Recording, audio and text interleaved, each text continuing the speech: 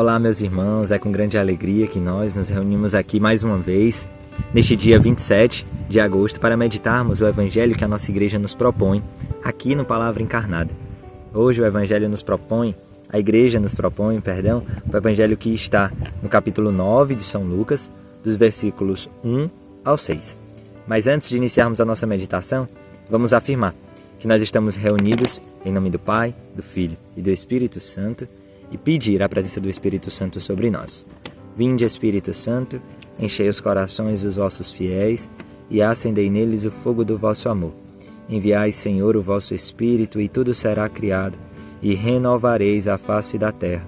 Oremos, ó Deus, que instruístes os corações dos vossos fiéis com a luz do Espírito Santo, fazei que apreciemos retamente todas as coisas segundo o mesmo Espírito, e gozemos sempre de suas consolações. Por Cristo, Senhor nosso. Amém. Vamos à leitura do Evangelho de hoje. Naquele tempo, Jesus convocou os 12 e deu-lhes poder e autoridade para expulsar toda espécie de demônios e curar doenças. Enviou-os a proclamar o reino de Deus e a curar os enfermos. E disse-lhes: Não leveis nada pelo caminho, nem cajado, nem sacola, nem pão, nem dinheiro, nem 2 túnicas. Na casa onde entrardes, ali permanecei até vossa partida. Quanto aos que não vos receberem, saí daquela cidade e sacudi a poeira dos vossos pés, em testemunho contra eles.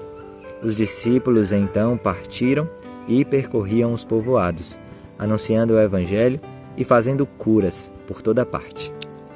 Palavra da salvação, glória a vós, Senhor.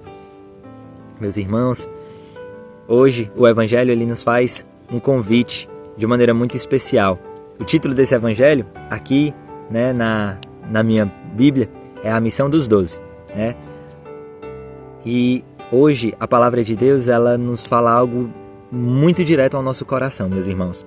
Jesus hoje, na simplicidade do Evangelho, um Evangelho muito direto, que narra o momento em que Jesus, tendo ouvido do Pai em oração, tendo passado a noite em oração, também elege e escolhe aqueles que vão continuar a sua missão.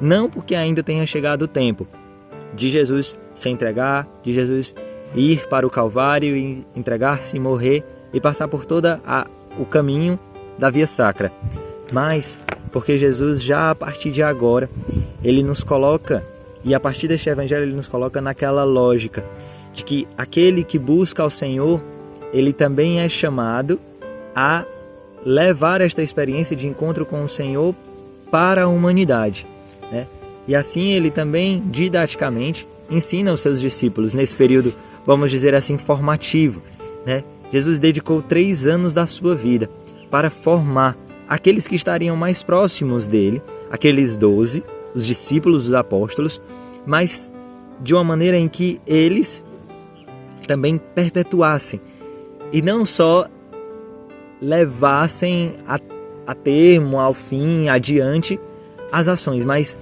não como testemunhas, vamos dizer, somente oculares, mas como verdadeiros imitadores, E na palavra de Deus existe esse convite: sede meus imitadores, Então, Jesus, ele, nesta mesma lógica, ele se direciona aos seus discípulos e dá uma ordem muito clara, Dá a eles o poder e a autoridade para expulsar toda espécie de demônios e curar doenças. Essas 2 dimensões nos recordam diretamente, obviamente, como Jesus agia quando ele visitava os povos, quando ele percorria, quando ele mesmo, na sua própria missão, caminhava, quando o Evangelho reflete essas atitudes de Cristo. Então, quando Jesus dá-lhes poder e autoridade para expulsar toda espécie de demônios e curar doenças, Jesus lhes dá a capacidade e olha para eles e diz assim: vocês têm a mesma capacidade de me imitar, de imitar as minhas atitudes, de imitar os meus sentimentos, os meus pensamentos. Então, antes de Jesus pedir algo, ele concede aos discípulos essa capacidade. Jesus sempre nesta lógica do antecipar-se. Ele dá aos discípulos esta graça de realizar, como em outros momentos do Evangelho diz, E vós realizarei coisas maiores do que eu, Então, Jesus dá a capacidade aqueles discípulos, aqueles que o seguem, aqueles que mesmo com as suas misérias, fraquezas, incapacidades, debilidades, mas recebem do Senhor a graça de imitar, porque não são com as próprias forças que nós somos capazes de levar o Evangelho, de testemunhar o Evangelho com a nossa vida, mas justamente porque Cristo nos dá esta capacidade, Cristo nos oferece esta possibilidade de sermos outro Cristo no mundo, né? E aí Jesus, na continuidade do Evangelho, ele dá direções e instruções muito específicas para aqueles discípulos levarem até o fim aquela missão, né? Porque é necessário, né? Jesus ele sabe das dificuldades, ele sabe das debilidades, ele sabe dos obstáculos que serão encontrados no caminho. E por um ato de profundo amor, caridade, mas também de deixar aqueles discípulos cientes daquilo que os espera, ele dá essas instruções, né? E ali ele, de alguma maneira, ele reforça e nos convida a viver as virtudes necessárias para a evangelização, para a oferta da nossa vida. Quando Jesus ele convida a cada um de nós, como chamou aqueles 12 pelo nome, convida a mim e a você também hoje pelo nome, ele sim olha para a nossa vida.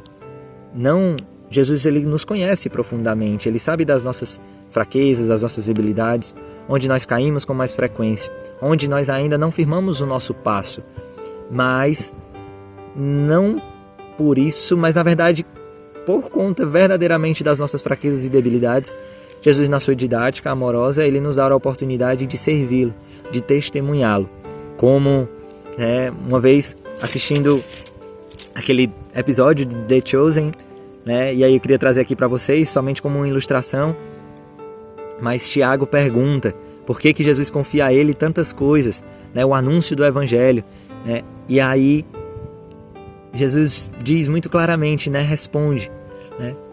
Porque Tiago ele tem medo de anunciar porque se sente fraco, porque se vê fraco, né? Se vê incapaz, né? E por muito tempo as pessoas também o olham e taxam ele assim, né? Mas Jesus diz, né, com muita firmeza e com muito amor: quando você anunciar a minha palavra e quando você realizar estas coisas, todos saberão que não é por você, mas é o poder de Deus que age em você. E esse é o convite que Jesus nos faz. É necessário, meus irmãos, que nos despojemos e abracemos esse convite de Cristo para seguindo essas instruções que Ele nos dá, para anunciar, seguindo essas instruções que Ele nos dá, que nos remete ao desapego, que nos convida a uma pobreza, que nos convida a um abandono à sua providência, que nos convida a uma confiança não nas nossas capacidades e dons, né? Mas simplesmente e inteiramente na graça de Deus que nos acompanha. Essa mesma graça que Cristo institui e derrama sobre os discípulos e sobre mim e sobre você, quando Ele nos envia. E esse momento do envio, aqui marcado por este Evangelho, também hoje para nós devemos acolher como um envio hoje, né, na sua realidade.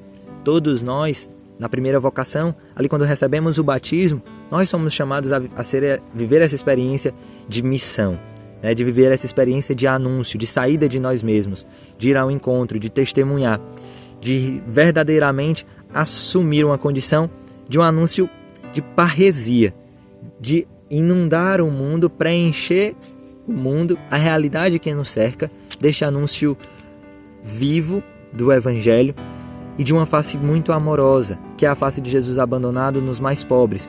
Um anúncio que muitas vezes ainda não é realizado, ainda não é testemunhado.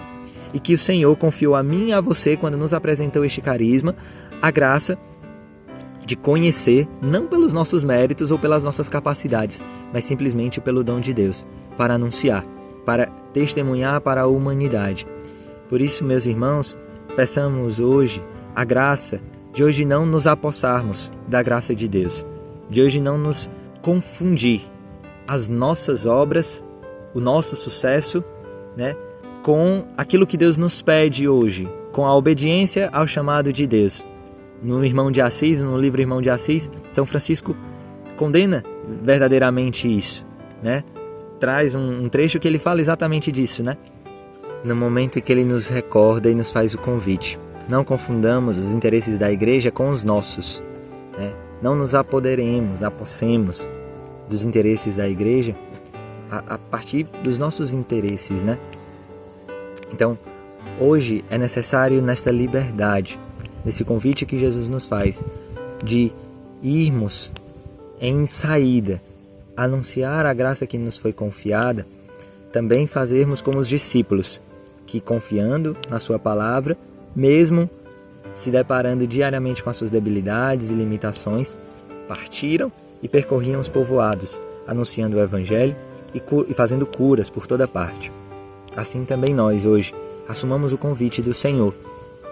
E já aqui nos aproximando da reta final do mês de setembro, possamos pedir a Deus a graça de anunciarmos o ser feliz, esta experiência de gerar a cultura do encontro na humanidade, aonde ainda nós não anunciamos, de sermos, sim, sábios, de pedirmos esta sabedoria a Deus, para observarmos com atenção, ainda onde nós não levamos este anúncio salvífico do encontro com a face amorosa de Jesus abandonado e encarnado naqueles que sofrem, que gera em nós o ressuscitado, que gera na sociedade a alegria de consumir a vida, que gera na humanidade a alegria autêntica, que não está vinculada no ter, no poder e no prazer, mas no sair de si e ao encontro do outro.